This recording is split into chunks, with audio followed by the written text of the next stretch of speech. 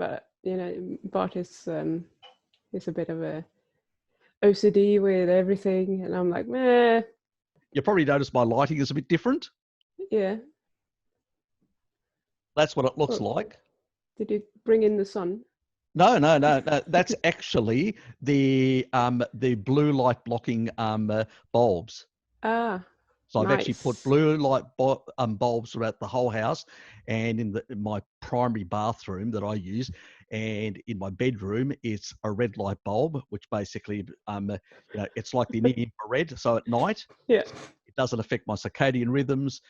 So when I turn it on, and it doesn't basically, so it's great. I'm really wrapped. I'm sort of moving towards adjusting circadian rhythms and stuff like that, and moving, you know, to, you know, I mean, I'm pretty knowledgeable when it comes to circadian rhythms anyway, and so, you know, I've advised people on my stream about how to adjust things, especially night shift people, workers and stuff like that. And they've actually, I mean, one lady actually, she lost just within a week a couple of pounds.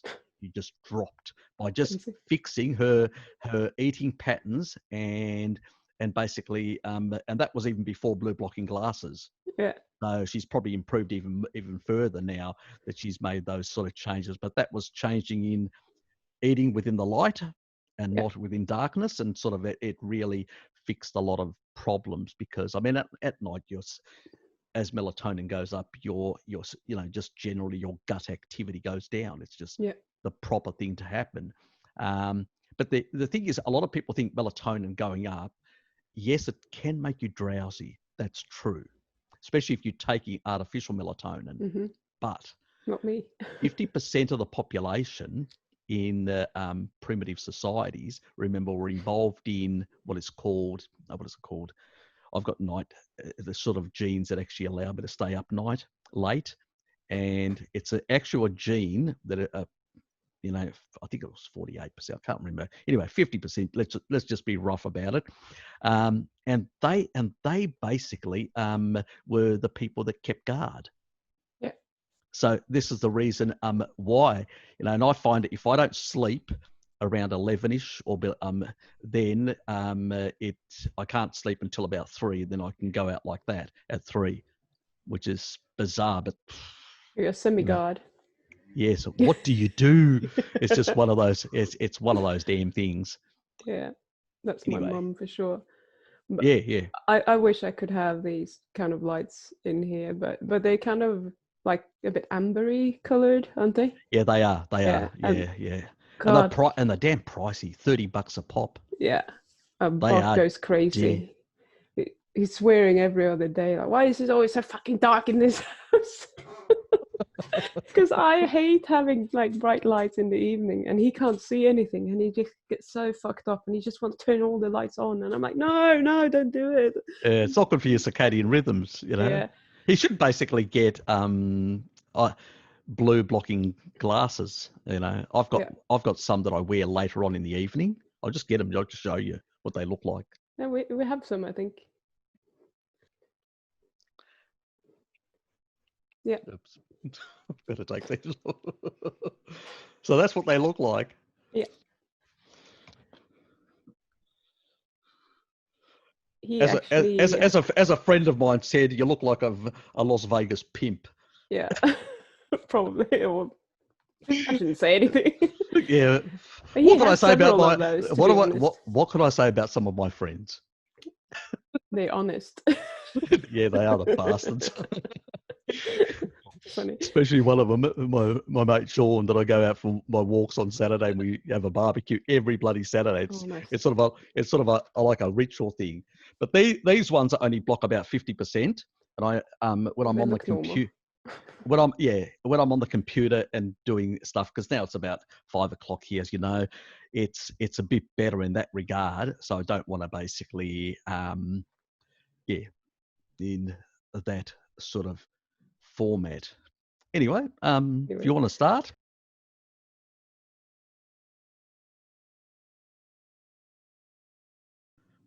Right. Welcome to today's interview with Harry Serpanos, or Harry the Historian, as I like to tell it or call him. Today we're going to talk about ApoE from an ancestral point of view. And for those of you who don't really know what ApoE is, it's just a protein that is involved in fat metabolism.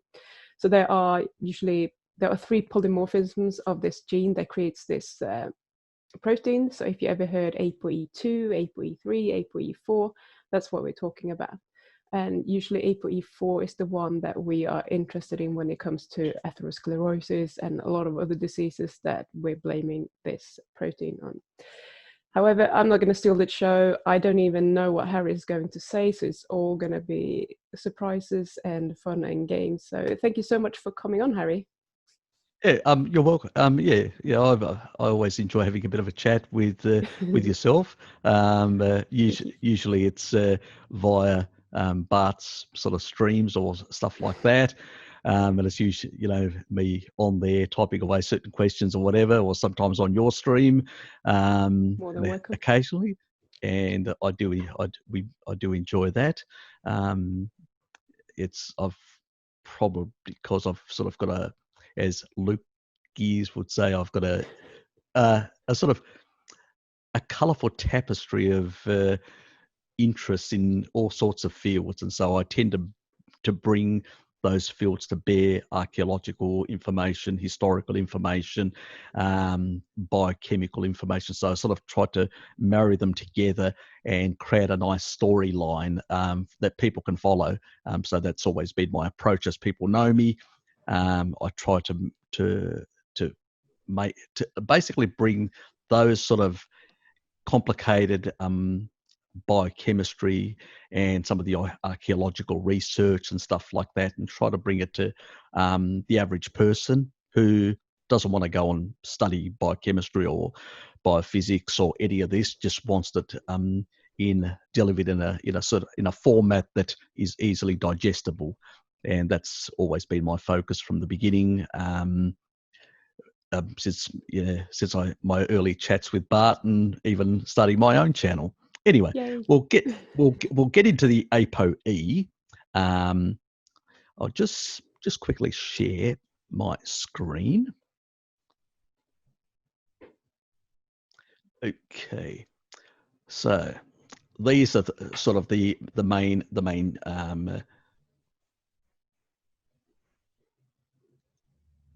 SNPs, single nuclear polymorphisms, that are involved, and pretty much depending on the type of combination of alleles and stuff like that, you end up getting a different type of homozygosity of having both those type of alleles, like the 3-3s as an example. When we're talking about polymorphism, we're talking about having one or the other, and so there are variations. So when you hear people say, "I've got a 3-2," talking about polymorphism, which means they've got a 3 in one of the genes, a 2 in the other, and those are what we call alleles. Okay, just to sort of clarify things in that regard. It's all these sort of protein coatings that make a difference in that. Now, where is this ApoE located? Well, it's located on your HDL.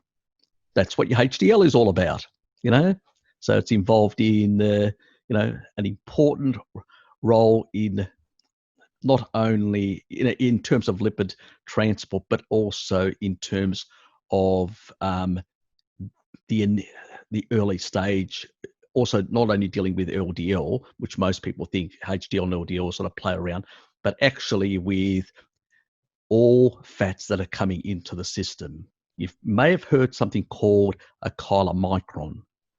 Now, we'll just go step slightly back. A chylomicron is something that literally resides on the other side of the gut wall.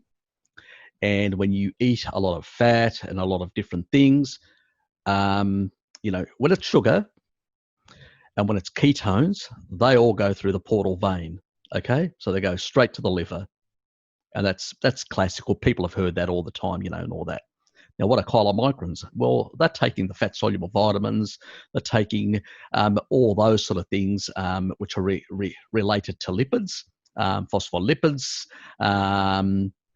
So if you're eating, let's say, an egg, you'll probably get something like some sort of phospholipid, which could be a phosphodiol, choline, and any one of these, plus cholesterol from the actual food. So the amount of which is, it sort of varies depending on genetics, anywhere between 15 to 20% within the diet. There are genetic differences that vary that, but it's minor. It's somewhere within that range of 15 to 20 in general. But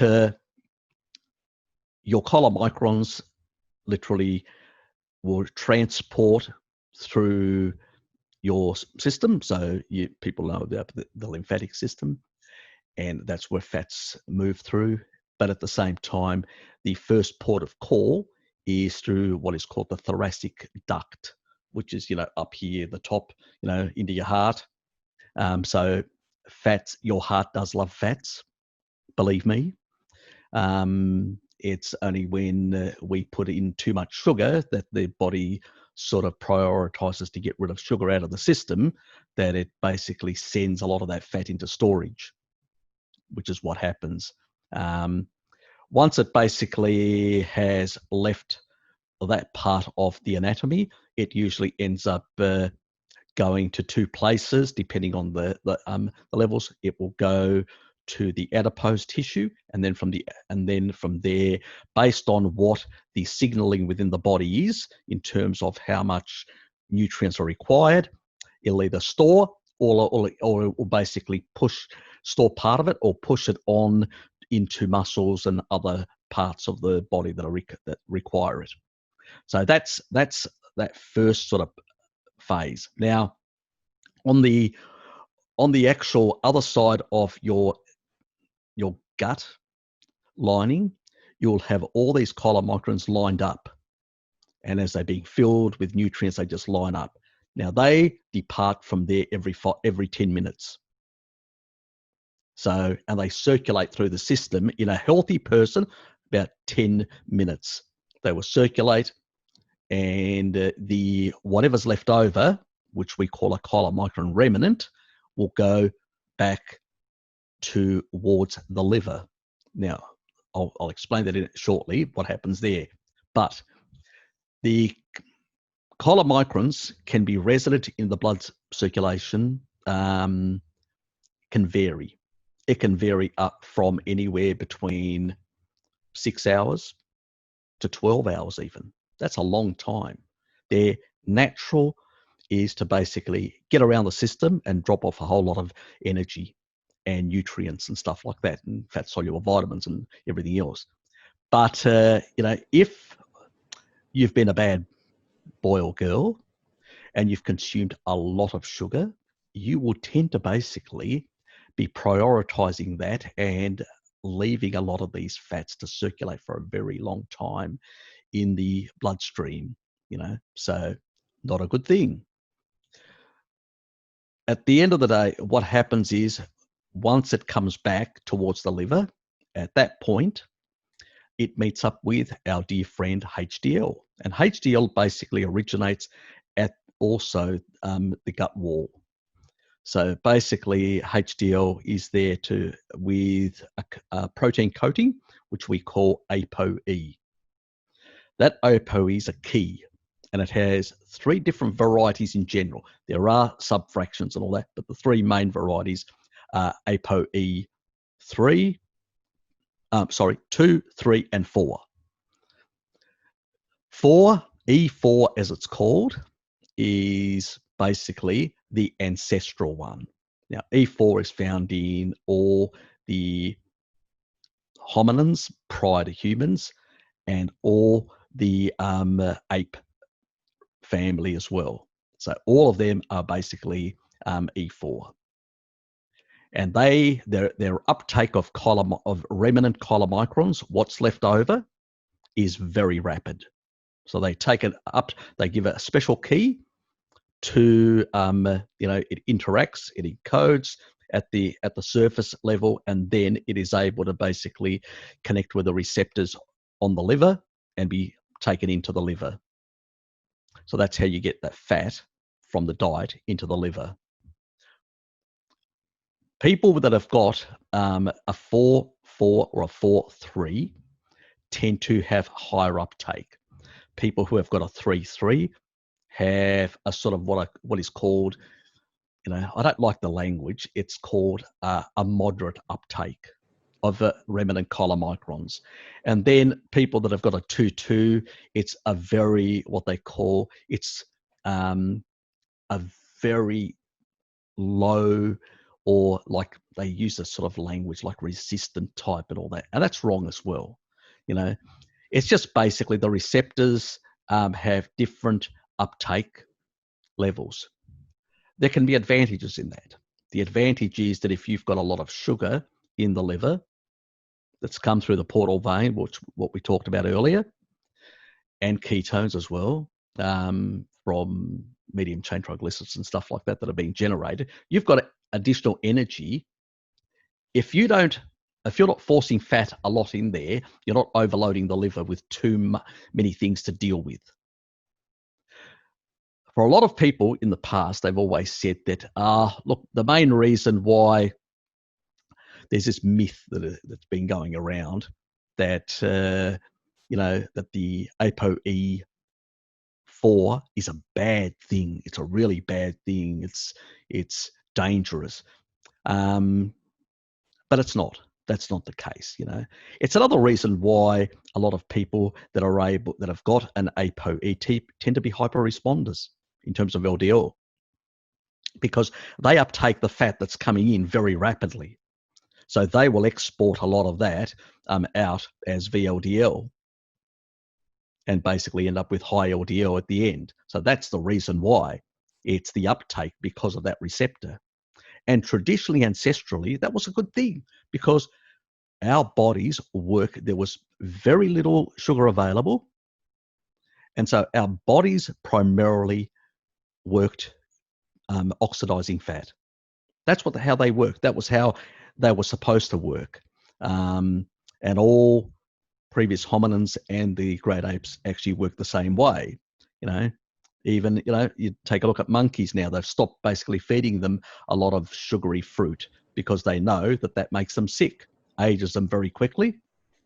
And so if you've got these alleles, you will basically age quicker when you consume carbohydrates, even small amounts, and you'll also have far more issues with carbohydrate metabolism. So you're not designed, because in nature there was not much available anyway. Now, we go back. Can I just ask a question? Go ahead. So with regards to how efficiently we take up fat, would you say that someone who's E4, compared to an E3, E3 is doing better eating a high fat, low carb diet? Or Yep, exactly. Somebody who basically does, who's got those alleles, really needs to be on a very low, extremely low carbohydrate diet, if not zero. Which would be optimal for that person. Because if you look in nature, you've seen my chimp videos and all that sort of stuff. If you take a look at the chimps, the male chimps, they've got bugger all in terms of, if people just need to go and take a look at the chimp video that I did with Bart, and it actually shows that the amount of fat adipose tissue is extremely small. We're talking about 0.005 in terms of its quantity as a percentage of the overall tissue. It's bugger all. So they've got very little storage. So basically, when you've got basically a chylomicron coming through, it basically just goes to the adipose tissue in terms of very little storing, and also goes there to basically signal, and then off it goes to the liver to be uptaken and redistributed out to most other tissue. That's its purpose. That is the actual design in all hominins for a very long time, and that's what they prioritized fat. Whether that fat came from some vegetation, which was starvation food, which they fermented as in terms of short chain fatty acids and stuff like that, but the majority of it was basically tearing from limb to limb, small little monkeys, as I've demonstrated in a lot of the videos. Yeah. And yes, and also termites, which are very high both in protein and fat.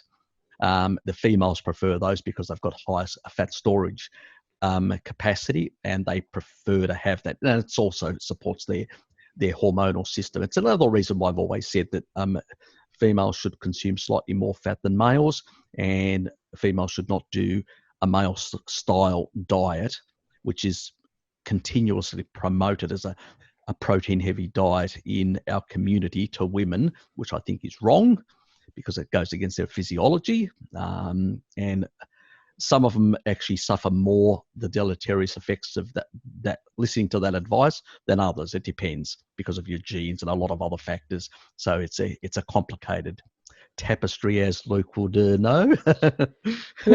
Just ask you a question with regards to that. We're going a little bit off topic, but sorry. Do you think that is a percentage cutoff or more, absolute amount of fat that a woman needs? I think that there is a. I usually say to women, you need in terms of protein and fat. I usually use a 1.2 to a 0.8 ratio, which sort of translates roughly to basically women protein 20 to 25, and the rest fat or some energy. The rest comes from the energy source. Primarily fat being the best, less causing far less problems in the mitochondria in terms of oxidative stress. So that's the best source to use. But that's the sort of combination where for men it's something like protein, 30 to 35%, and the rest energy.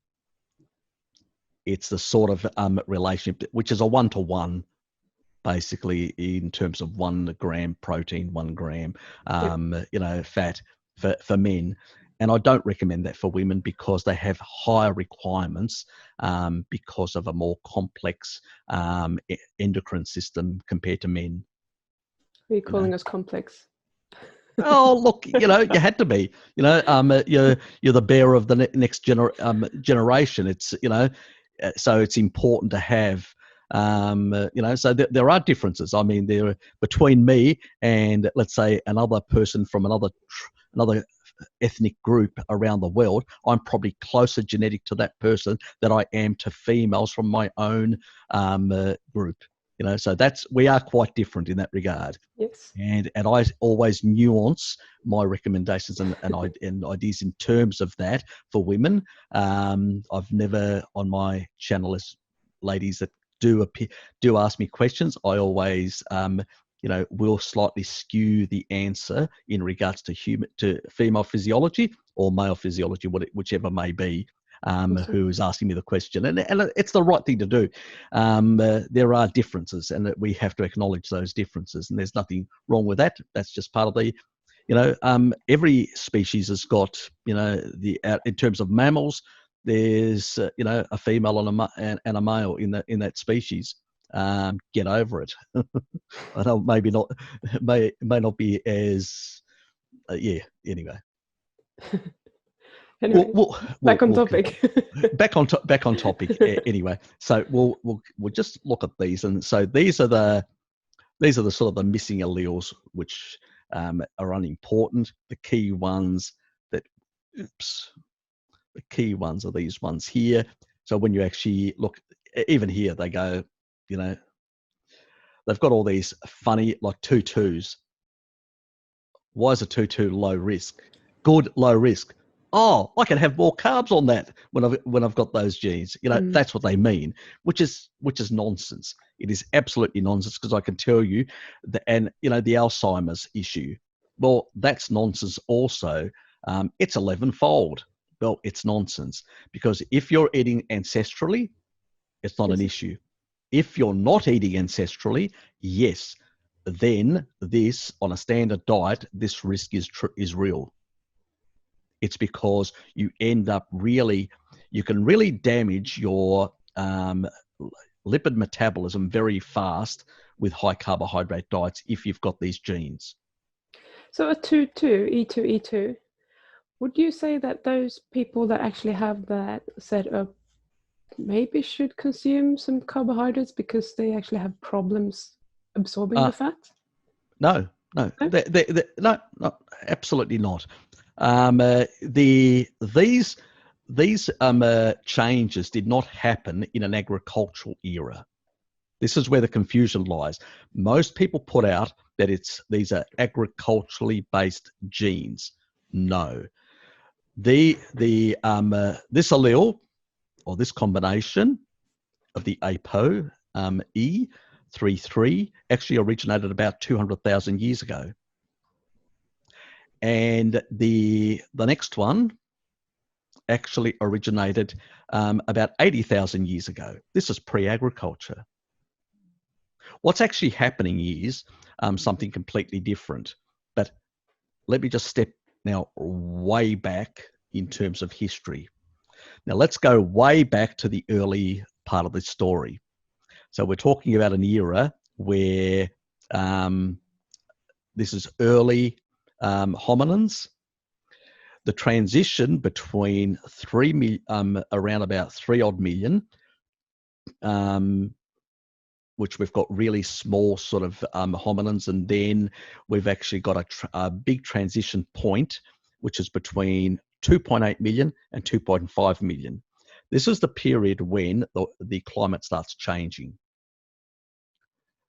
And at this point, this is the 300,000 year transition from these early scavengers that also consume some vegetation, fruits and stuff like that, to basically Homo erectus.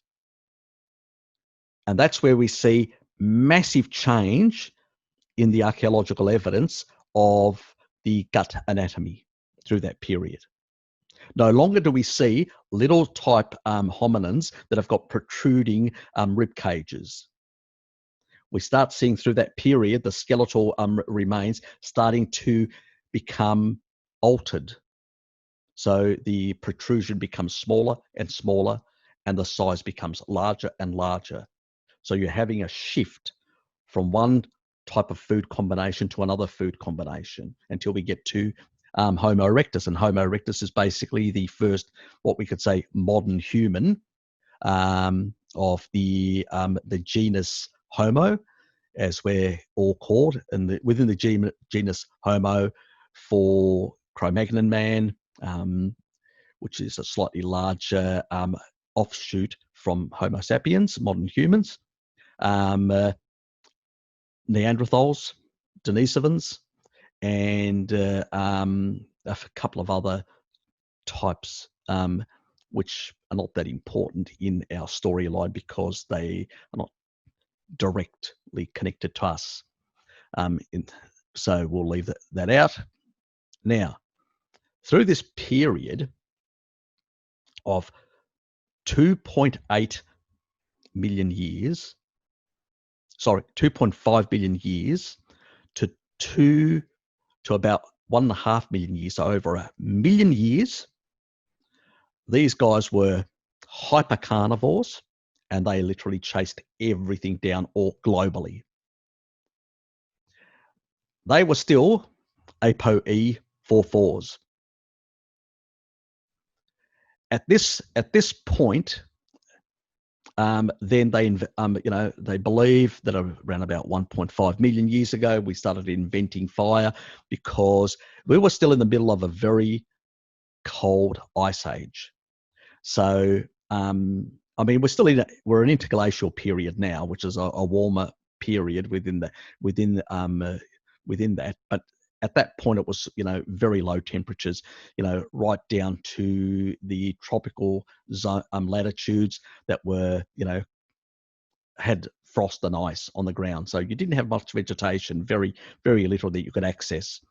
And in that period of time, the population of Homo erectus exploded through the whole planet and moved and literally dominated many parts of Asia, many parts of Europe, and other parts of Africa as well.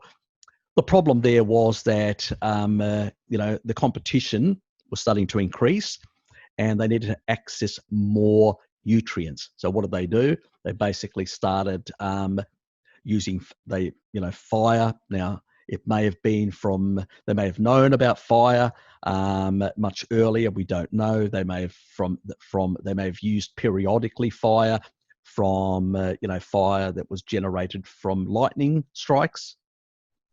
But at some point around 1.5 million years, they actually were able to develop the techniques or the technology to basically produce fire themselves.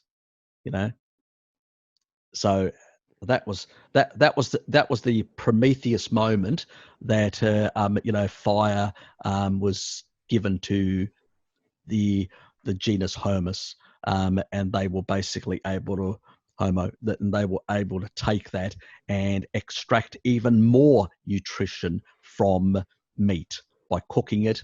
You can extract more calories, plus you can also increase the bioavailability of certain vitamins and minerals. Plus, the other thing is you can also access bones much better. So you can cook them, you can break them much easier. So there are a whole lot of advantages of utilizing that method. And that sort of went on for a very long period of time. We had the emergence eventually of other human type species within that period. And we had basically Neanderthals.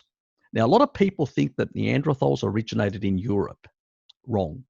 Neanderthals also existed in Africa, in the Middle East, in Europe, and in Central Asia. So they were quite widely dispersed. And the reason for that is quite clear, that they are very much adapted to colder climates. And at the time, they held a bigger niche than many of the others. That's why they dominated such an area. It's because in colder climates, it basically, you require to have a bit more, let's say, padding as a human. And that's what they did have. We know quite clearly from fossil remains that they had a bit more fat and padding, like all the other animals at the time, that were much fatter to keep, for insulation purposes. No different than if you go to the Arctic today. I mean, Pim's aware, she comes from Sweden. She knows the Arctic, she knows those sort of regions. And there are plenty of animals that have got a lot of subcutaneous fat for that purpose because of the cold, to thermal regulate, really important. And so that's the sort of difference. It's also the reason why a lot of people in Northern Europe tend to have far more capacity to have, before they become insulin resistant, to really fatten up quite a bit. They can, and some of them can even produce new fat cells for that purpose, because you come from those sort of climates, or you have some Neanderthal DNA in you. In terms of Neanderthal DNA on 23andMe, I've got about 83% I'm in the 83 percentile of the people on 23andMe. So I'm quite high in that regard. But that's also because, probably my ancestors interacted very early in the Middle East and further beyond, because that's where the first interactions happened between Homo sapiens, which were primarily at that period, slightly before that, located in the Horn of Africa, when they actually moved further south into South Africa type area, and then they came back up into the Horn of Africa at a later point in the history of our species. But that's a long story for another day. The thing that people need to understand is that, still within this period of time, which was very cold, there was no available sugar. The ancestral gene was still the most prominent one, which was 100% within the hominin populations. That includes also the Denisovans, who were basically China. Just think Western China where the Uyghurs are, all that right into the Southeast Asia is where this group of hominins, members of the genus Homo existed through this period. And so there was sort of a demarcation in Central Asia where there was a bit of overlap between the two. That means the Denisovans and also the Neanderthals. And so populations in those areas tend to have both genes from both groups, where Europeans tend to primarily have Neanderthal genes, if they have any, to whatever percentage. So that's a slightly different, just for general interest for some people. And what we've also in these periods, as the climate starts getting warmer and changing, we have this period about 300,000 years ago or whatever, where there was a lot of, in East Africa in particular, a lot of upheaval. It's believed that a lot of humans at the time were in the areas, these higher, the Ethiopian plateau, which was quite cold and all that in this period, and they hunted in those sort of regions. But as this shift happened with temperature, they were able to move out of that area much more rapidly and start colonizing the rest of the world. At the same time, we see the disappearance, as the warming starts happening, we see the disappearance of Neanderthals from Africa. And now in African genes, it's extremely rare to see these genes within Homo sapiens in Africa. It's because of that climate change that actually happened that shifted, away these people. That initial climate change pretty much brought about a change in, the level of, you could say, subcutaneous fat that was required. That's why Homo sapiens had far less compared to these other groups. And pretty much as we moved out of Africa into the Middle East and then beyond, we came into contact with these species, with these other human groups, and to some extent we intermixed. There was a bit of sex in between and a bit of frivolities, as one would say. Bad Homo sapiens. And taking advantage of these poor Neanderthals and Denisovans, naughty Homo sapiens. Yeah. And as they continued to move into these regions, they moved into higher and higher latitudes because they were hunting and looking. They were competing. There was a lot of competition between all these different human groups, and there was competition for animal fat, energy, pretty much. They were competing for energy because when you've got an APOE44, you uptake energy very rapidly because that's the only energy available. That's it. There's not sugar. That is why it prioritizes. It becomes a problem in the modern world when you're taking sugar and you're taking in a lot and you're creating a lot of liver problems. Yeah. But when you're but when you're not, and this is the problem that a lot of people say, they go, you got to go on a low, you got to go on a low, fat diet.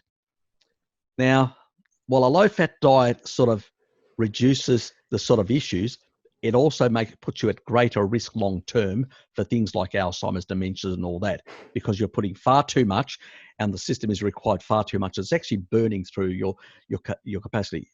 Deuterium may be a factor as well in it. Too much overload of deuterium over time causing a lot of problems, and these people may be more susceptible. Remember, the other thing is, the more, when you're talking about beta amyloid in the brain, this plaquing and all that sort of stuff, when you're insulin resistant, it's very hard to break it down. So, this is the problem when you're, that this sort of scarring that happens in people with this allele is due to the reality is that they're just not adapted for the modern diet. They're really not adapted for the modern diet, and they end up becoming extremely inflamed very easy, which is their biggest problem. It doesn't mean the rest of us are. It just means that the rest of us have got, you could say, a bit of buffering compared to them. Yeah. But that doesn't mean that we won't get sick or demented or Alzheimer's and all that. It's across all these alleles, and it's basically making a joke of the sort of the standard sort of belief that only this group can get Alzheimer's or dementia. No, we know that quite clearly that this group here is now the dominant group in the world. People with that that genetic type, which is considered the most common and is still the highest amount of Alzheimer's is within that group. So it's nonsense. Is it about 70% with E3, or am I? Yeah, it's very high. It's about that. It varies between countries. That's why I don't give it an exact figure. I just say it's higher than the other, rather than giving an exact figure, because then I would have to go through every single country and give a figure, which is, and the reason for that is because there are differences in the allele concentrations within different populations in that regard. So let me just. So how did the E3 come about? What are you getting today? Yes, I'll get to that. I'll shut up. No, you don't have to shut up. It's sort of providing a bit of a description. As you can see, the dominant countries that basically have are the countries that are we've got very high latitudes. So what's wrong with Sweden? We'll get there. You know, so it's very high latitudes in that regard. Now, a lot of the actual Swedes, there have been interactions with a number of different groups historically, and it just seems that because of the Swedes and Danes tended to basically, unlike the Finns and the Norwegians, tended to basically do far more, let's say, trips abroad in Viking ships and stuff like that. And yes, you damn Vikings, especially the Danes, just as bad. They were the scourge of the Middle Ages. Just kidding. Actually, some of the Vikings actually end up in Constantinople being the personal guard of the emperor. So he thought highly of them. He thought highly of them as warriors. But they did interact with a lot of populations. And so obviously they've brought back genes and they've changed the composition. Now, amongst the Samis, on the other hand, it's very high. The Finns, because also they've got quite a lot of indigenous people as well towards the north and in many parts of the country, they also tend to have a higher prevalence. When we're talking about Brazil, now that if you go to coastal areas of Brazil, much lower.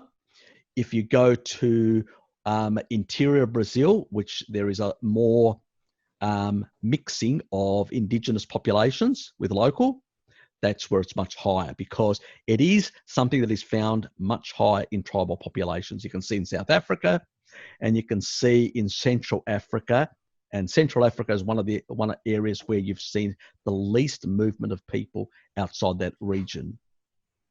As a consequence, they have, and the same thing with Papua New Guinea, and the Australian Aborigines, another population that was cut off from the rest of the world for a long period of time.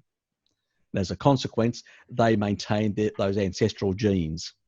So remember, when it comes to conquering, the reason why civilizations have existed in this part of the world, the Eurasia area, is because a lot of movement of goods and services and also people is much easier. But the most important thing is that a lot of the animals and later grains and all that, you can transpose them from here to here and they'll work because they're in similar latitudes.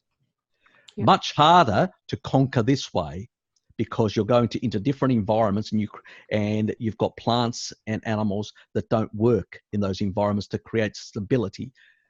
And empires that can actually, it's the same thing in the Americas. Because of this effect, you only had a concentration within this part and this coastal area, but the rest, you didn't, because a lot of the actual food types and all that had been domesticated couldn't be moved for that reason. So it does make a difference in that regard, but we're being sidetracked at the moment. Let's focus on these latitude things. So these are more indigenous populations like the Inuit, tribal populations like the Sami people like that, Australian Aborigines, and also the Papua New Guineans. They tend to have the more ancestral form. They've had less mixing with other people. Anyway, so that's that group. This is the distribution that we see with the APOE E3, and as you can see, massive concentration in these societies that consume far more. Like Greece is pretty much nearly 90%. Most of Europe and most of these parts here. Maybe the Sweden, the reason for it is they didn't have data. Yeah, I think they didn't have data. Sorry. Let me just clarify that. The white is not, didn't have data. Yes. Yes. Okay.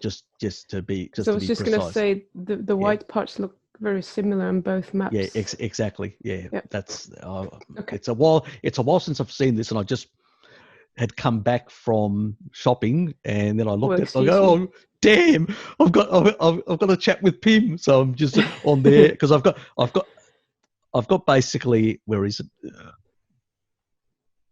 There's my folder, APOE folder, and I just opened that and just double clicked everything just to open it all up to be ready. So that's okay. We forgive you.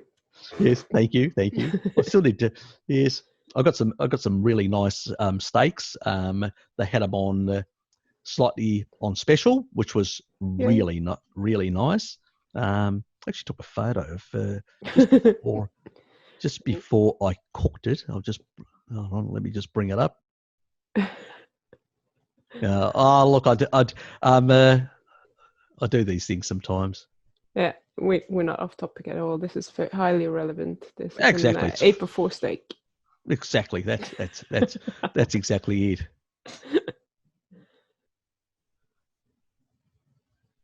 Funny.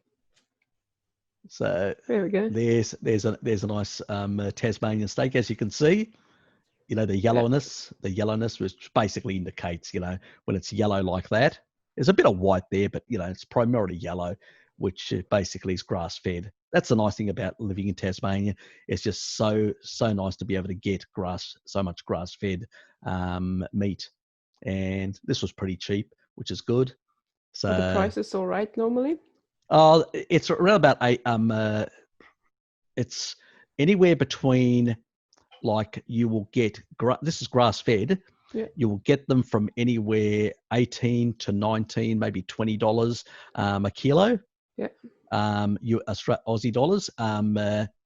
Obviously you can get some of the other stuff for down to 15, which is maybe some silage from elsewhere. But sometimes you will find meats that are at the supermarket, and they're pretty much white, not white, but slightly white, and they've been grain. And when we talk about grain, we're not talking about corn and stuff like that in Australia. We're talking about silage and stuff like the leftovers they feed them, but it won't be as yellow as this is, and it's sometimes more expensive, like $24 a kilo.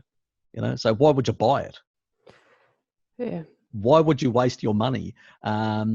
That's the sort of advantage. I can understand North American people don't have that advantage. And sometimes I say, well, you need to feed your family, get what you can afford, and that's, because the differences aren't that substantial. And if you're not getting enough, you're feeling you're not getting enough omega-3s, you're missing out on that part of the essential fatty acids. Have a bit of fish now and then to add that. Yeah. I don't care about ratios. Ratios are only important for vegetarian people and people that have to convert. If you don't have to convert, it's irrelevant, you know. So, and actually, it's a good thing that the body prioritizes LA to arachidonic acid, because it means we end up with less LA and more arachidonic acid, which is much better in the conversion. We should basically, so we shouldn't concern ourselves. These fats, in these bilayers, basically these different fats are well balanced with the appropriate amount of vitamin E, which is in there to stabilize, and it's the same thing with our bodies. We can deal with these quite better. These are very stable fats in very stable tissue. Nothing to worry about. This is not something coming out of a factory. So please don't worry, people. So if somebody can basically outlive their parents and take 17.5 grams of PUFA, which primarily is omega-6 from eggs, I don't think you've got a problem. And eggs are great. Eggs are one of the highest sources of phospholipids. If you want a good brain going forward, you need a lot of phospholipids for that brain. My brain must be awesome. I eat so exactly. Phosphatidylserine, phosphatidylcholine, they all require acetylcholine. They all require these phospholipids that are in these. And we're not talking about supplemental crap that they take out of plants. Sure. They are really, lesser than crap like that. We're talking about proper phospholipids that are coming from real food, and they make a big, big difference, because that's what our big brains grew on. Okay. Now, going back to to topic again. Sorry. No, it's so funny. Always happens when you're talking. It's welcome. It's my erratic brain. It just pulls things all over the place. It's like earlier today, I was actually walking, and I'm going. You're doing it again. Exactly.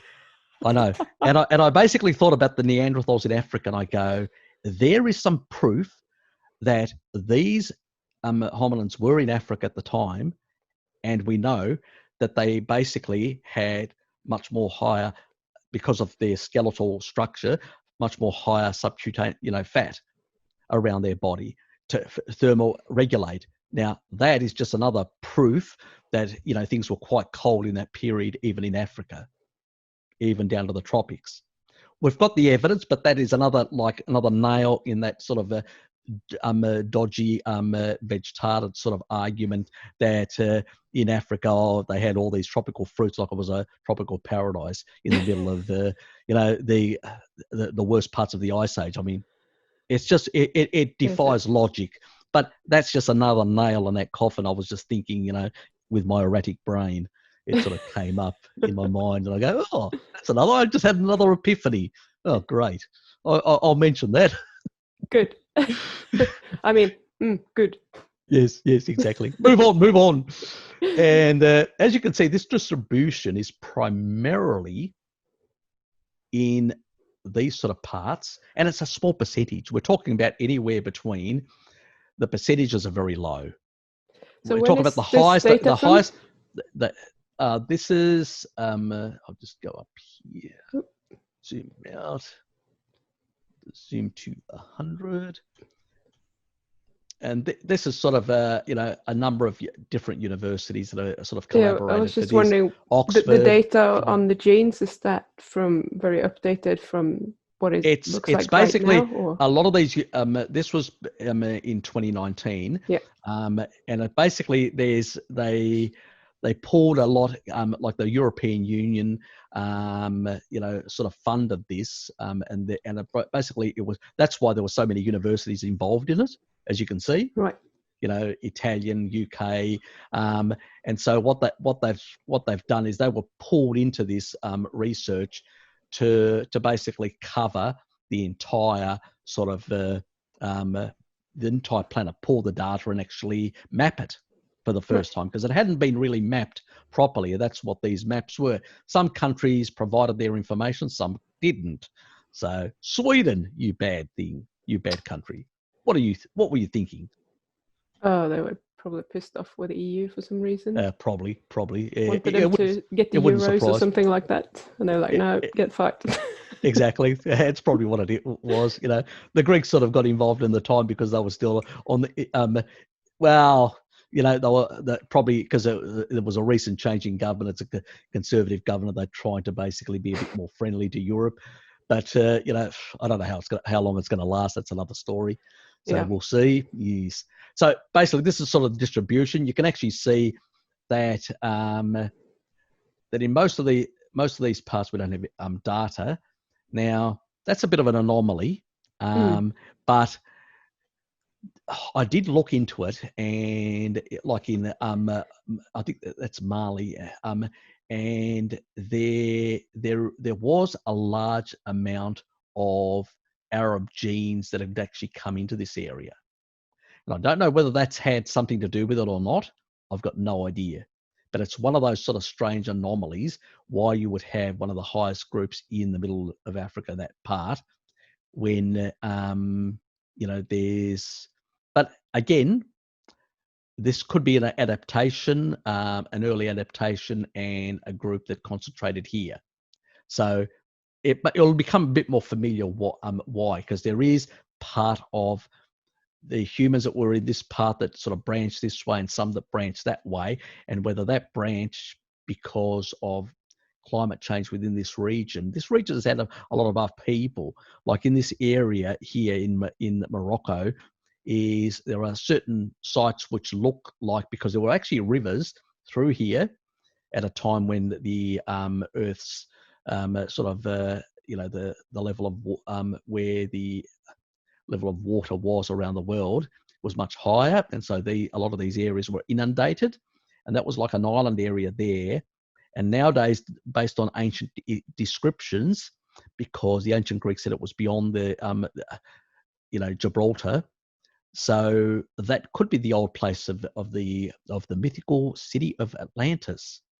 So there is a bit of archaeological evidence there. It's a compelling story, but you know, who knows? I just wanted to throw that in. That's fine. I don't know. You know, it's speculation. It's probably completely a normal geological formation, and we're all basically just pulling at straws. But you know, maybe there's more to it. There's a lot of other, like, animal carcasses and a lot of other things around there that actually are early described in some of the ancient stories. So there may be something to the story. Don't know, you know. But also because of that, this sort of area through here was at the time, we're talking about now towards the latter part of the actual, towards the end of the Ice Age. We first have the sort of change in sort of climate where it's starting to become a bit warmer. And we've also got a bit more competition between a lot of the different human groups for fat, for energy. So when we're talking about energy and carbs, we're talking about energy, you know. So that's where we have to think in those terms.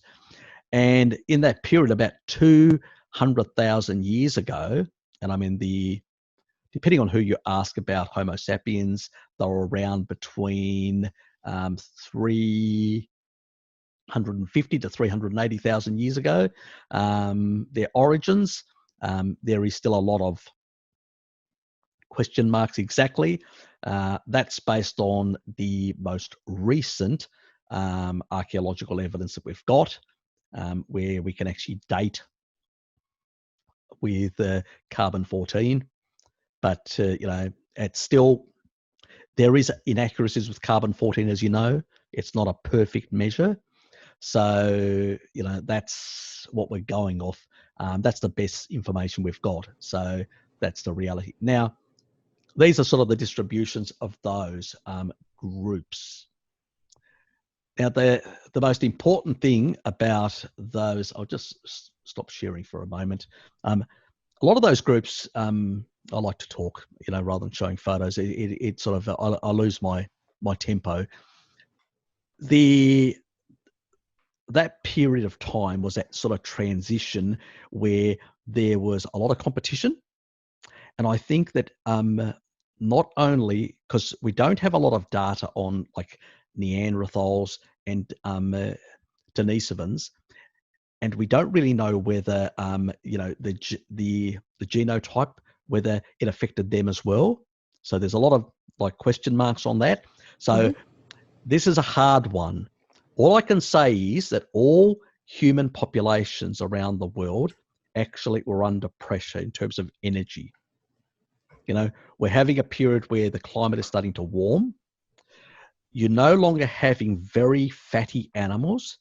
It's starting to decline. I mean, it was declining from due to competition from 1.5 million years ago, when they sort of got into fight to extract even more energy and more nutrition, right down to about 300,000 years ago, 200,000 years ago, within that range, where there was a lot of competition between all the different human groups of the genus Homo around the planet. And they basically were competing for energy. And I think at that point, humans were able to basically have this change in the gene, the 3-3, probably would have been 4-3 initially, and then slowly the 3-3 became more dominant. And I would say at that point is when they started consuming more seasonal sugar that was available and fattening up. So you think that was just a random mutation, and then people were doing well with it? I'm not sure. So common now? None of us know. With these sort of things, if I was to say, I can't put my heart on it. I don't think any researcher can really say, that it was, a random mutation or something. I think to some extent there was pressure. The climate was getting slightly warmer, and the fatness of these animals was reducing slightly. And at the same time, you had a lot of other, groups like the Neanderthals. I mean, even in those early days, there was still some Homo erectus around as well. So you had a lot of competition between these different groups that basically were trying to get at the same stuff. So as you can understand, there is pressure, and it's probably one reason why humans exist today is because we were more adaptable. We were able to adapt and access other sort of foods as well seasonally. And that probably gave us an advantage over them. And you can actually see that in this period, we notice when we look at the N15 isotope analysis, we notice that we're still quite carnivorous. We're even more carnivorous than Arctic foxes and all the other carnivores, but we start dropping from a lot of human population into a super carnivore level, where we're adding some plants in there in terms of, these are low sugar things anyway. So the body is basically going, okay, we're putting in a bit of sugar through, that's going to the liver. We need to slow down how quickly fat gets in there, because that really mucks up the whole machinery. Yeah. And I think that's where the adaptation happened. And that's why it's the dominant adaptation that we can handle a small amount of sugar, but not a lot. And we're talking about small amounts here, because you would come across, some fruit and all that, and it would be distributed between the tribe. And most of those fruit, watermelons, it'll actually fit in your palm. That's how small it is compared to today's watermelons. So just because we've hybridized and built these massive fruits, ancient ancestral plants are very small. They don't have a lot of sugar. They can be quite bitter. And they also tend to basically concentrate certain, especially the berries, like certain type of nutrients that can help in, but they don't have a lot of energy, but they would have supplemented. I see them as a supplement, a seasonal supplementation, which also at the same time, there were a lot of fatty animals. And because of engaging the Randall cycle, you would have fattened up much better. And I think the capacity to fatten up much better than other hominins, humans, is what gave us the advantage and why they were snuffed out and we weren't. It again goes back to the chimps. Why didn't the chimps basically move beyond the areas, a constraint within that area of Central Africa? Why? Because they don't have fat stores. They can't venture too far.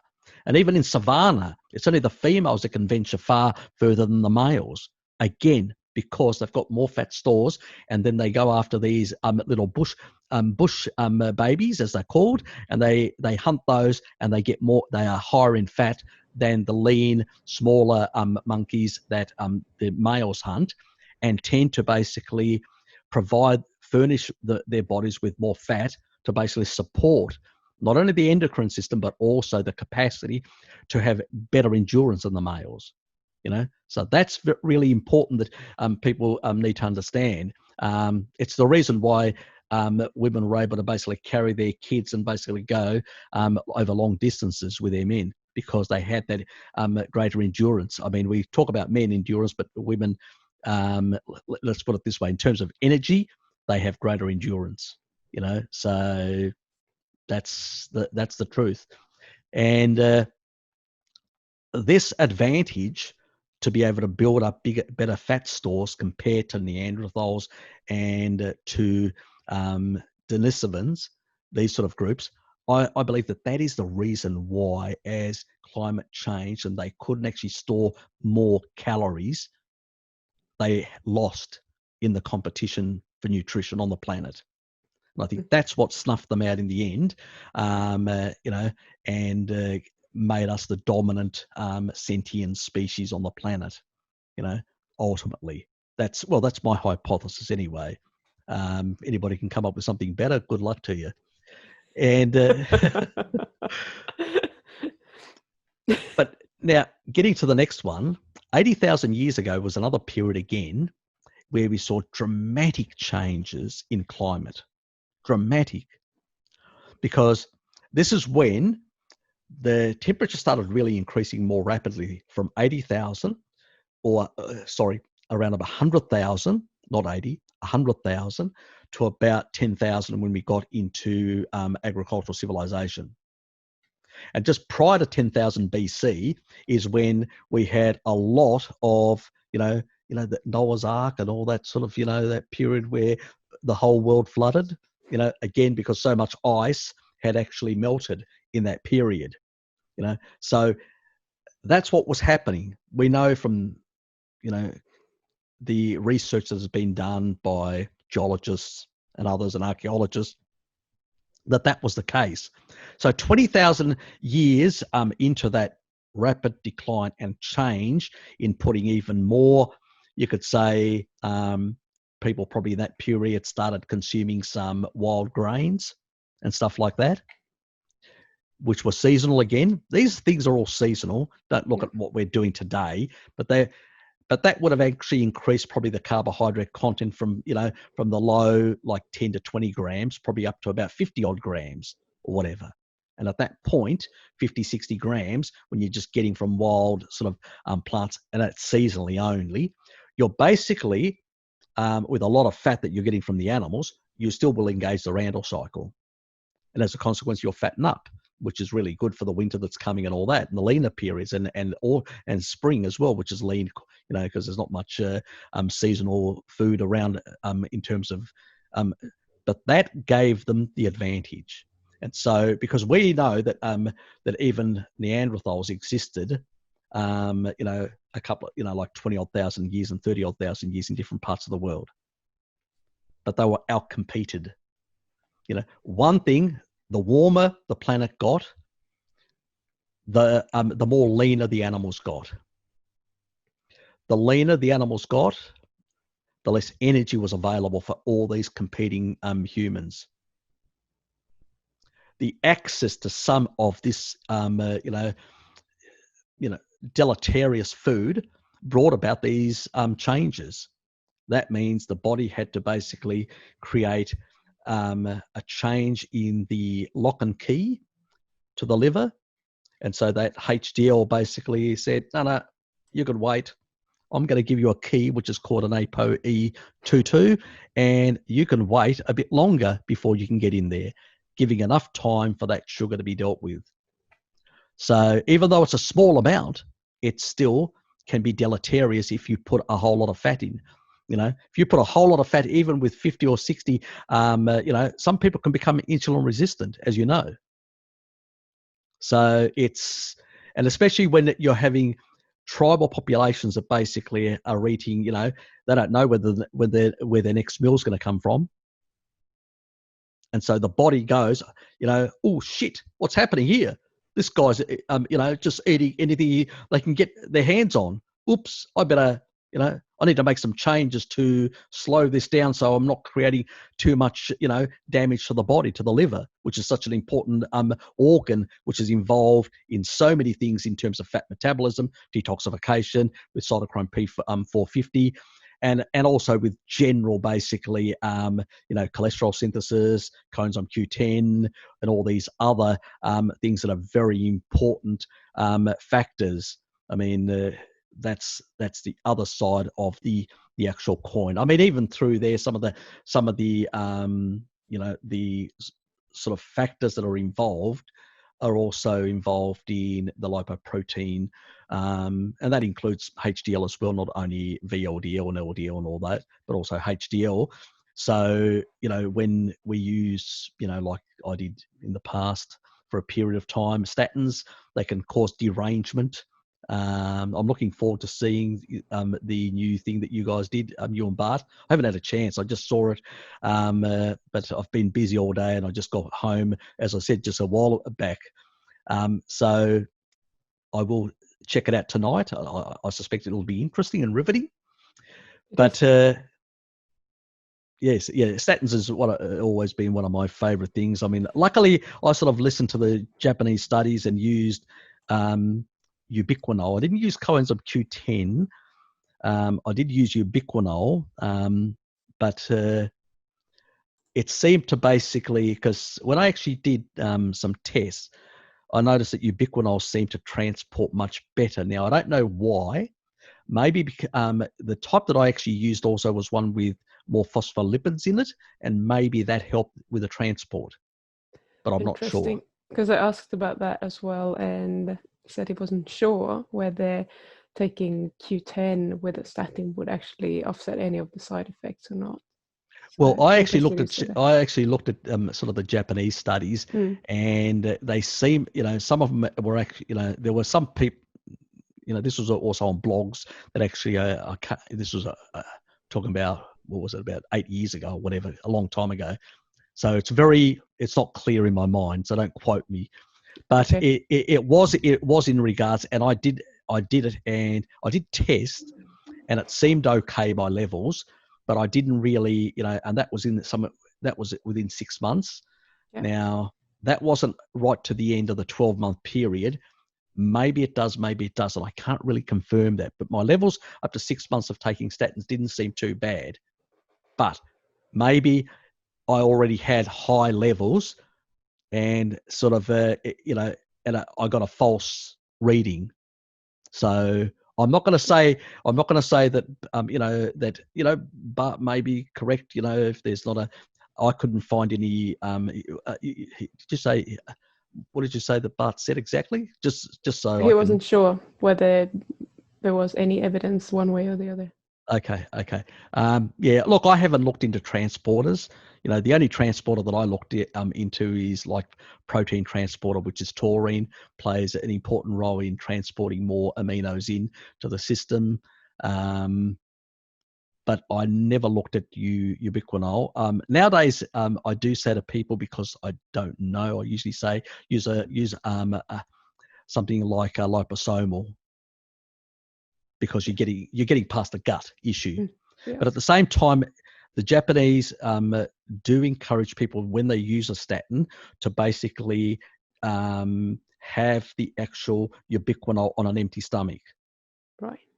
So maybe that allows the ubiquinol not to be interfered with normal. It's a bit like there's a lot of things that you can, supplements that say don't have it with, because it can, when your stomach acid increases and there's a lot of digestive enzymes and a lot of processes that are breaking down everything and denaturing it in the stomach, obviously it's probably the wrong time to throw a supplement in there. Yeah. And it's the same thing I usually say to people with proteolytic enzymes. I say, always have them on an empty stomach, because you want to basically give your body proteolytic enzymes, because they decline with age, and also they go in and do a whole lot of repair work in terms of your knee joints and stuff like that and whatever else. So that's the sort of focus. You only need food type enzymes, like lipase and amylase and stuff like that. It's that you only need those when you're actually eating, and that's fine, but the other ones, we don't want to damage them. So yeah, look, that's what I did. I don't know. Maybe there is a transporter. Maybe there isn't a transporter. I've got no idea. I haven't really looked into it. I can only go on what the Japanese recommended, that you have it on an empty stomach, and you basically, and my levels up to 6 months were looking okay. Obviously, there's a lot of other issues with, there's so many pathways going through that, but then again, I mean, I don't think a year is going to really harm you. Well, because it's still only about a third that of your cholesterol that's being affected, the production of it, and some of the other factors. So yes, it's inhibiting, but it's not basically just literally closing everything down completely, 100%. So it is a sort of a gradient, but it's interfering with the normal physiology of the humans, and it's coming back to the whole thing. The reason for the APOE, the reason why it was created is to protect the liver. It's basically to protect the liver from those small amounts of sugar that we consumed. Unfortunately, some of these genes became predominant in certain populations around the world, like within, if you look at, I'll just go to 3.3, as you can see, China, Middle East, these parts in the, sort of Greece, Turkey, most of the areas that are close to the equator tend to have this change more predominant. And there's good reason for that, is because, populations that would basically have consuming more of these starvation foods, as I would call them, carbohydrates, they basically, the people that have got these genetic changes will basically do much better. It's, that's the reality of that. But at the same time, that is for small amounts of carbohydrate. That is not for massive amounts of carbohydrate. People need to understand this. Now, populations like the Chinese and others may have got away with it to some extent, but that was just because they found themselves in this lucky point. Now, the other thing about people with APOE is that when they get deranged in terms of their lipid metabolism, they tend to be more susceptible to this this plaquing in the plaquing that happens in their brain. They tend to get a difficulty in clearance. And so when they get a difficulty in clearance, it means they can't clear it. They seem to need more energy to clear it. And so as a consequence, they are more susceptible to insulin resistance. Because when you're insulin resistant, you will need far more sugar. It's something like, where, the brain may need 150 odd grams, which you can get through gluconeogenesis for to cover that part. That's if you believe that it only consumes glucose. And I've already had a bit of a chat about long chain fats being able to get in rats up to 20%. I think in humans higher. I don't think we reproduce as much, but just for argument's sake now, because it is used in other parts of the body, the red blood cells and all that, you still need to move oxygen around and stuff like that, so to the brain as well. So it seems that humans that have got insulin resistance and have got this type of allele, I've heard in research that you can need up to something like an extra 100 nearly grams of sugar to basically force that extra sugar through the resistance to get into the brain to provide. And it seems that when those people have that extra sugar, they seem to basically, their cognitive state gets better and their clearance of amylase, these proteins, gets better as well. So whether that is, I mean, that's why removing the amylase doesn't fix the problem, because you still need the energy to do all the work to function. So that's why people don't understand, that's why all the drugs to clear out all the plaquing didn't work, because you're still not getting sufficient energy. Just because you're breaking down the plaques, you still need the extra energy. That's where the insulin resistance has happened. These people are more prone to insulin resistance for that reason, because insulin resistance will start at the liver, So if you basically are you've put a whole lot of sugar in there, and you've rammed in a whole lot of fat, because you've got the lucky key of APOE4, and it's handed to you by HDL, and that remnant chylomicron can go in and put all that sugar in. Well, you're going to get a problem. And that's what's been happening to these people. And so the only difference is that people basically, and this is probably another reason why some people, especially these people, have, they can actually be bumped out or be in low levels of ketosis at that low level. So they can pop out, so they don't need a lot of carbs. And it seems that other people, I was doing, slightly more carbs, like 30 to 50 grams, and I could still stay in ketosis. And I was hearing other people saying, God, if I'm not doing 10 or 15, I can't stay in ketosis. And so I think that's probably a reason of that sort of creating sort of that Randall cycle insulin resistance sort of effect that's happening in the liver, that's probably behind it, I suspect.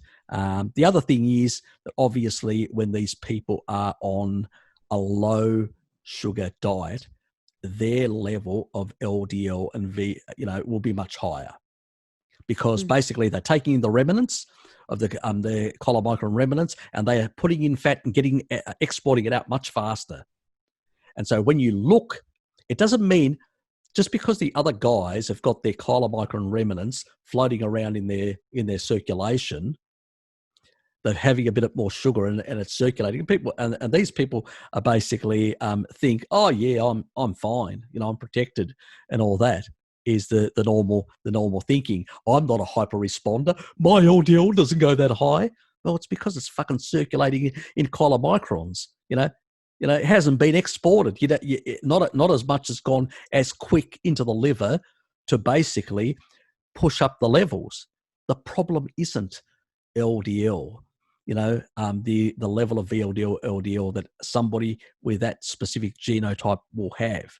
The problem is it basically being glycated by sugar, or are you consuming rancid seed oils that are inside those lipoproteins, and they're esterified with cholesterol, and they are those toxic seed oil PUFAs that are esterified and basically damaging those, the actual you've got sugar on the outside and these toxic seed oils on the inside, damaging these bilayers of the lipoproteins and creating an absolute mess, and breaking them and actually just spilling them all over your blood vessels. So if you're doing something like that, damaging it in that normal basically, the integrity of these things, as long as they don't have a lot of stickiness on them, those pericellular matrix, those hairline things, will basically be sulfonated and have a negative charge, and they will not stick because your endothelial cells also have glycocalyx, and those sugar molecules that are sitting on top of those protein structures, those hairline structures, basically are also sulfonated to maintain a negative charge. And most animal foods are very high in sulfur, which is really good.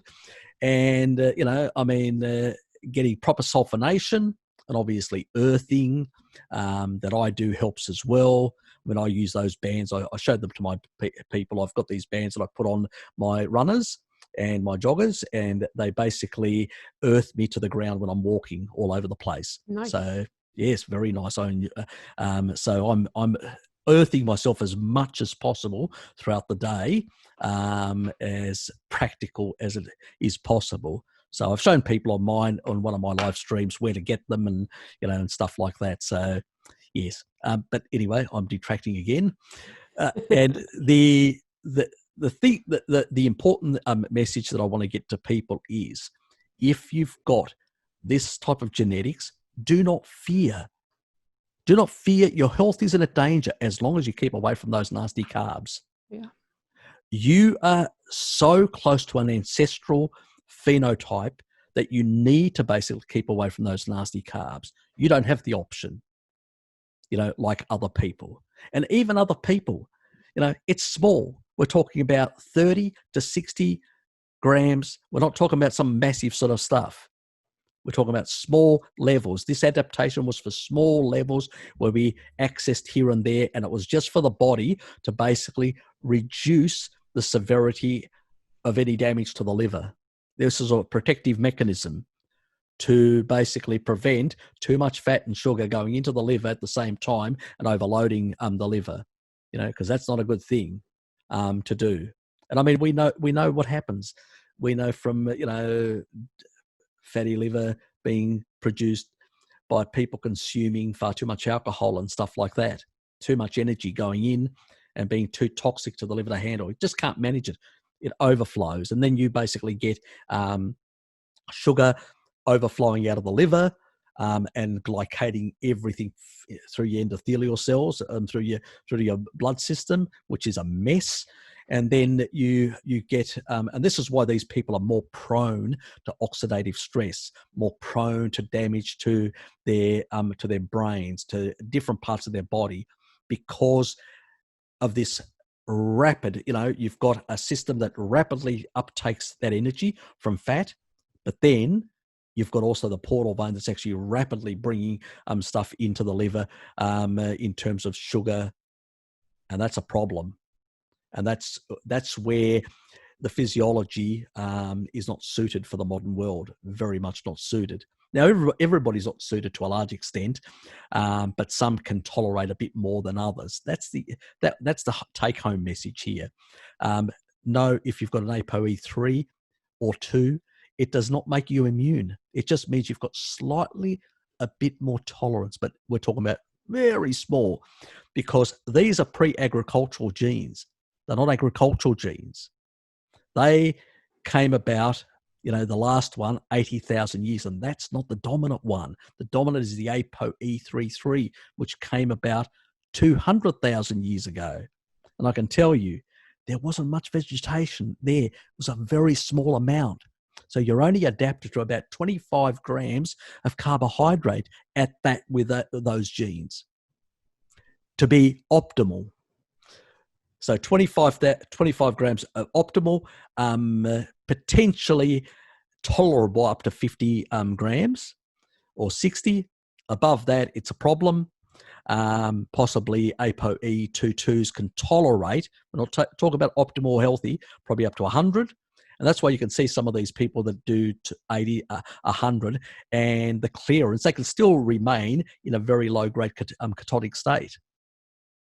So would it not be beneficial for someone, or possible for someone who's exercising a lot, to maybe go higher if they have the right genes? Exactly. That's true. It is possible. And you do see that where people have very low inflammation, a lot of good clearance. But that's not it's not optimal as in terms of your long-term health, because you're still putting a lot of, and it depends on what it is. Okay, if it's glucose, probably less, it's 7 times less glycating than sugar. So yeah, less of an issue. So I'd say that. But if it's things like honey, I would say no. You know, I found an old 1953 study on honey that actually showed that there was, let alone we've got the 7 times the glycating factor of fructose, which is a problem in itself compared to glucose. But on top of that, they actually in this study found, now obviously this is an average figure, can vary because it depends on the pollen that actually that the actual bees get. Now there's also a sensor on that. That's something that I want to do later on. So I won't say too much about it because there's in that regard. But one thing about it is that the actual deuterium levels were 1 part in 5,000, which translates to within a million, it's 200 parts per million. Now remember, seed oil is 255. Refined sugars are anywhere between 145 to 155.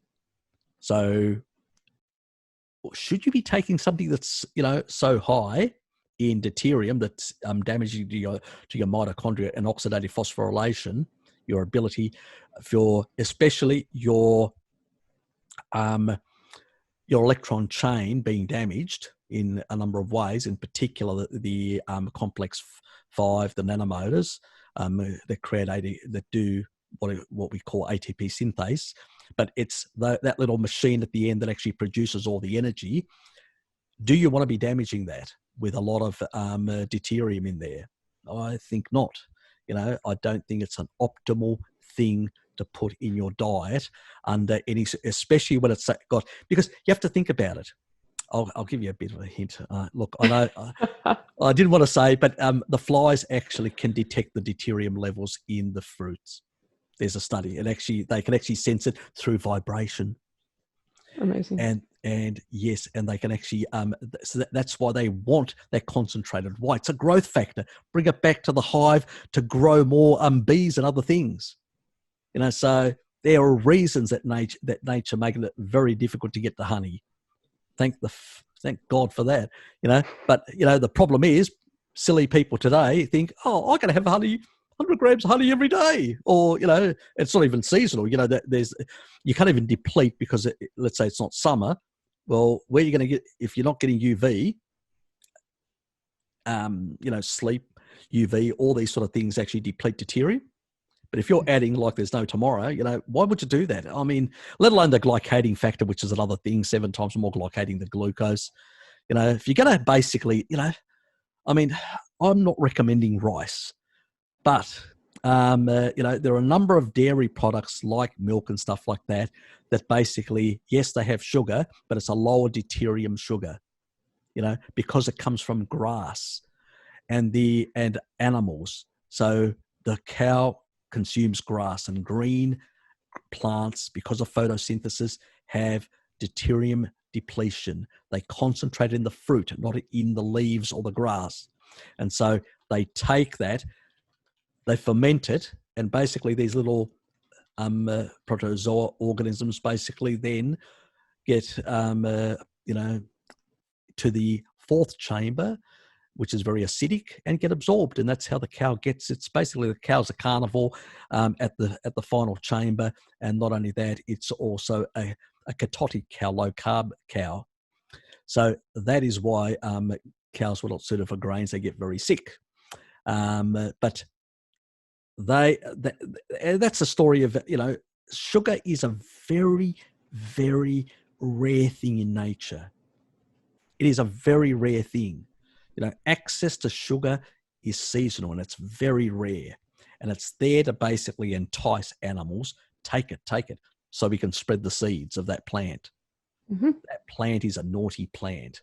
You know, most of the other parts of its, you know, like the leaves and all that, it makes them quite toxic with a lot of anti-nutrients and stuff like that to really wreck our guts and really wreck, you know, and some animals have developed methods like the cows and others to basically have the capacity to break it down, use other organisms to break it down. We don't have that capacity. We were never designed You know, even the chimps, they eat up to a ton of meat a year. They do not use starvation food unless they have to use it. You know, but their primary focus is that, and that's why they have low fat stores. We have higher fat stores for the simple reasons that we've sort of adapted first to meat and then eventually to other things that have changed us slightly over time that we've supplemented with. They're not optimal foods, but we can tolerate a bit, some of it, a small amount. But if we go too high, we get into trouble. And that's, unfortunately, you need 80 to 100,000 years to adapt to a new food environment. And we've only been doing it for the last, 70 odd years, if that. Mm. And what am I saying? Since the 70s, we're talking about 50 odd years. So, and that is why we're very sick. Pretty much. Any questions, Pim?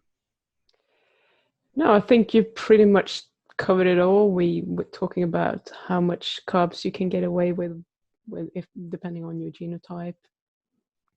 Obviously, why it has happened, why the ApoE4 has evolved into E3 and then E2. We shall wait a few thousand years and see if anything more comes out of that. Unfortunately, I won't be around to Neither will I. No. But what I think we can conclude from that is that, in our lifetime, with the food that we have, we're not going to adapt. So we have to kind of go back and look at, even if you haven't tested your genes, I don't know what APOE type I am. Let me put it this way. A lot of I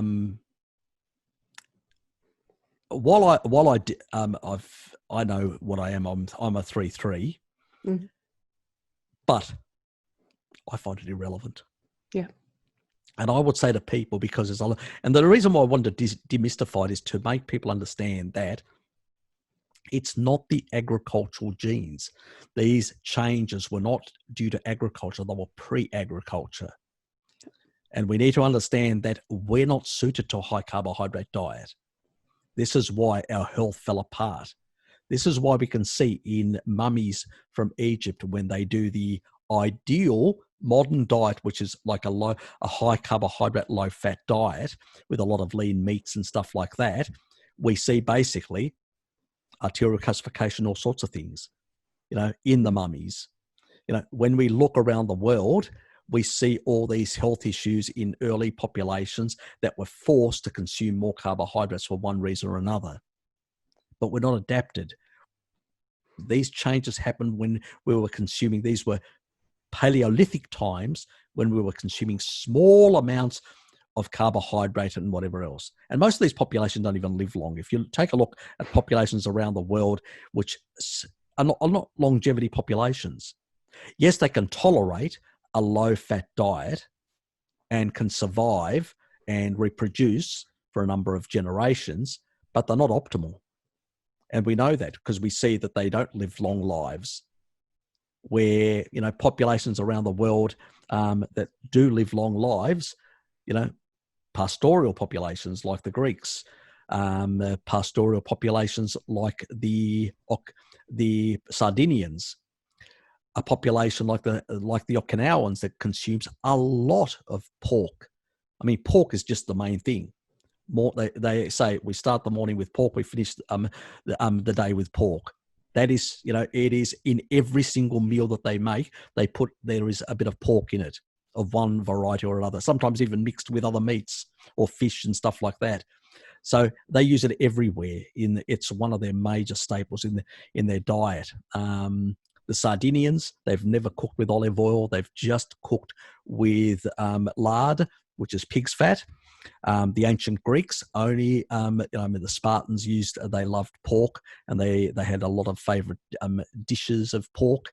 And when I was in the 80s and 70s in Greece, pretty much my favorite food was to have skewered, souvlaki, and we're not talking about what we call souvlaki now in other countries. It's basically what we call a gyro in Greece, which is basically with a pita bread. It's called a gyro. It's not called a souvlaki. It's got the wrong meaning, but it's basically skewered meat on, you know. Yeah. I think they got it right in Sweden. Yeah. Yeah. That's how they do it? Yeah, I think so. Skewered Unless meat. Exactly. I'm mistaken. Yeah. But yeah. Yeah. But that's the way. I mean, I remember back in the 70s, there was very little. There was only seasonal fruit. We got like watermelons. They would come around like in the farmers markets into our city, which was an agricultural type city, supporting agriculture, and 70,000 population on the west coast of Greece. But Harry, you're getting it wrong. Don't you know that in Asia they live really long eating soy and rice? No, that's not more bullshit. That's more bullshit. First of all, the Asians eat a lot of pork. The Chinese eat a lot of pork, and I know a lot of Chinese. Pork is one of their favorite things. And the other thing is they also have a lot of vegetables and stuff like that, low glycemic vegetables. And never did they have a lot of rice. It was a small amount of rice because it's hard to, I mean, we look at the modern Chinese now that living in cities that are sedentary, that are eating just a pack of, and getting all diabetic. Yep. And people are going, oh, it's all the fast foods that they're eating. No, it's because they put sugar. If you go to Indonesia, for instance, you know, with every meal they put sugar in and they cook with sugar. It's just crazy because that's what the rich did in the past. And we're now middle class. We can do that as well. And we become diabetic like the middle class. The rich in the past, you know, I mean, you have to go back all the way back to India, who the first people to refine sugar, and for the nobility and royalty in India. And pretty much that's where some of the early descriptions of diabetes was recorded. I didn't know that. Yeah, and after that, after Alexander the Great, you know, had gone there and brought some of these wonderful foods back to Greece, we started seeing that happening in the Greek world as well. So refined sugar is a big one in that regard, and also those people at the time, it was worth, like, because it was really hard to refine sugar. It was worth more than gold. It was a tradable commodity in that period, you know. So all the wealthy elites and all that would consume this sort of stuff. It's like seed oil. Most people don't know when it comes to basically things like rapeseed oil. What a name for it! Yeah. And yes, it really rapes the hell out of you inside.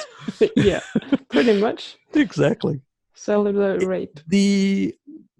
Exactly. The Roman nobility and senators basically were the only ones that could afford it and consumed it in small amounts. But that also was, you know, cold pressed and all that. But it was very hard to extract from until we got to an industrial revolution, until the late part of the 19th century, when we were able to extract it with you know, the sort of machinery that was invented in that period. Prior to that, you just couldn't get to this toxic stuff. Thank God. Yeah, exactly. Well, that's why in the early part of the 20th century, there was next to no cardiovascular disease or strokes or cancer or things like macular degeneration or any of these things. I mean, even the Japanese were thought to be immune to macular degeneration up until they westernized their diet and they brought in seed oils.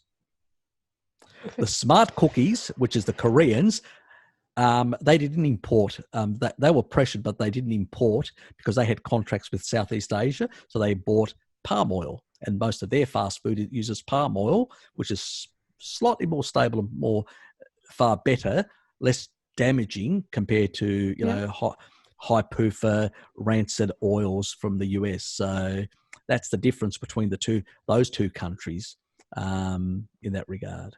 Anyway, any other questions on these sort of evolutionary? I think we have been going on for quite some time, so it's probably about time to wrap it up. But Fine. It's very interesting. And every time I talk to you, I'm like, oh, I want to ask about that. I want to ask about that. All the threads all over the place. So I might have to have you back and ask you about a few other things. Yeah, that's okay. I mean, we can have a possibly a even a Q&A or something at some point. I'll just have to get up earlier, put my alarm clock on, and go early to bed. And we can do a live stream one day. Yeah, and answer certain questions in that regard. Absolutely. So awesome.